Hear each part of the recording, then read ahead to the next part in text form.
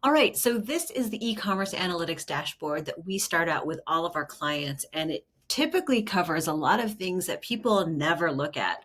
So, number one, you have your key metrics up here, which are your transactions, audience retention. This is how many people came over. It's how many people over the last 30 days have been here within the last week. You do want to get to 60% and above for that. Your average order value, your sessions, purchase conversion rate, cart to view rate. How many people who have viewed a product detail have actually carted? That's 25%. This is all Google Merch Shop, by the way, so it's open source data. You can just change your data right here when you get your hands on it. Your revenue segments are how much money are you making from paid traffic, organic, direct, affiliate. Google's not using affiliate, so there's no data there. Email and SMS, mobile, and desktop. This is unusual. This is Google, so it makes sense that they're usually making money on desktop devices, but usually you see mobile devices, the majority of paid of revenue. Then you've got your revenue trends on the overview, your year over year comparison, then of course your sessions and your conversion rate trends for this session key event rate purchase. So that's what those trends are looking like. Then on the overview, you get deeper into what session default channel group is leading to the best conversion rates across the customer journey. What do I call the customer journey? These number of sessions is the beginning. Then what is the percentage of people who added to cart as a total of who viewed a product detail page? The purchase to view rate, the revenue, your average order value, and your purchase conversion rate. Moving down, we're looking at all of the shopper events that you are capturing. So this part of the dashboard is actually showing the dummy data. This dummy data here, sample shopper events by volume. This is by no means best practice. This is better than best practices because Clickvoyant does it. We're looking for all kinds of things: navigation click, content modules, social media interactions, clicking to call, item detail clicks, accordion expansions, all of that stuff matters. Your CTA click. How are you merchandising your online store? That's what we track. Then this is the comparison. Your personal data will come in here. So you can see Google is tracking these things. It does not have anything like navigation click. So this little area is really for you to see how do you measure up to what Clickvoyant says is best practices to get shopper behavior into GA. Then on the traffic sources pages, you will see customer journey by channel. You'll see this is a big theme for us. How many sessions came in here? What was the cart to view, the purchase to view, the average order value, the revenue, and total transactions. As you get down further, you can see that you can get that by session campaign and session medium. So you can see what were the actual campaigns.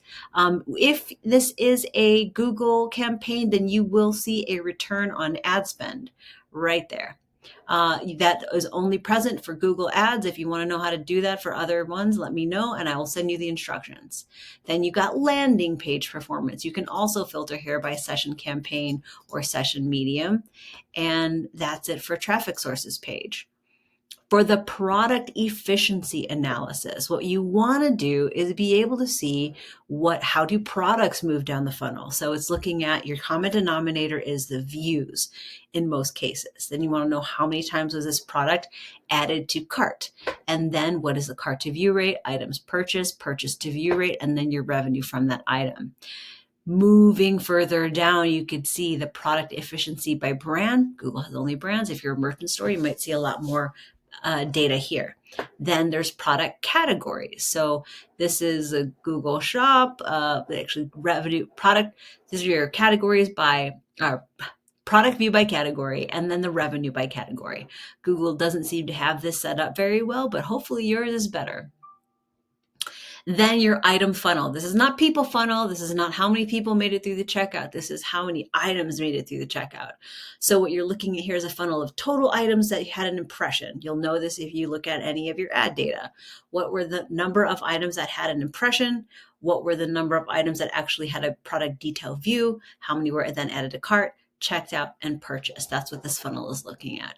And then it's saying here the item checked out, purchases, and your time over time period comparison. What is a time over time period comparison? That's your guy right here, where if you say, okay, I want to look at October through 5th, or if I want to look at just this last 7 days, it's going to look at this 7 days compared to the previous 7 days. So you can see all of that data changes here. So that's what this time over time period comparison is. Here you can see product view and variant. Again, there's a lot of this. When you see this is not set, the data is not set up correctly. This is the Google Merch Shop. The cobbler's children have no shoes. But if yours is set up correctly, or if you're a Shopify store, you're more likely to get better information right here. Okay, user preference analysis. A lot of you will not have this. An audience name means that you set up audiences. People who shop for earrings, people who shop for a necklace, people who shop high ticket, people who abandon the cart. These are things that you create inside Google Analytics in the settings function of the GA console. And when you do that, you can get all this other data like purchase conversion rate, average order value, total users. I like to look at this to see what are the segments that are performing better. If you see nothing there, go stop everything, go to your admin panel right away and start creating some audiences based on some things you think that how your audiences differ. Then as you go down here, you can see these are kind of like audiences, but they're already pre-built in Google Analytics. You can see mobile versus desktop. What's the gross item revenue? What are the sessions? Conversion rate here. Then you see sessions by device, revenue by device, your ages. Down here, you've got regions, session key event rate, sessions per user. And that's what we're just looking at user, describing who's coming to the site. This place is all fake data. Why is it fake data? Because you don't have this information most of the time. Some of you might, but most of you don't. What we look at Clickvoyant is how do people shop on the site? And so we're looking at things like navigation. What was the thing that they clicked on? What type of navigation was it? Was it in the mobile? Was it desktop? Where was it? The home page or collections page? Here are the CTA clicks. What were my CTA clicks? Was it a shop fun Christmas and was it in the hero or was it in the triptych? Was it in a diptych? So those are things that we like to look at and like to see, do these types of events correlate? Gallery changes, shopping filters, accordions, item variant selects, all of these things matter and how people shop. So this area, it's probably not working because we saw that the variants and the item categories were not quite set up for Google Analytics, but hopefully, for the Google Merch Shop, but hopefully yours is. And if that's the case, you should be able to see these trends and how people shop and what they look for in product variants. Then down here, we've got days of the week. What are the sessions, cart to view rate, purchase to view rate? Again, your customer journey. What are the best days to get some conversions and revenue? It looks like Thursday is a really good day for the Google Merch Shop. And then down here, 10 a.m. These are the hours of high volume, hours of high conversion rate. Looks like an average order value at midnight is great at the Google Merch Shop for some reason. But that's what this part is telling you.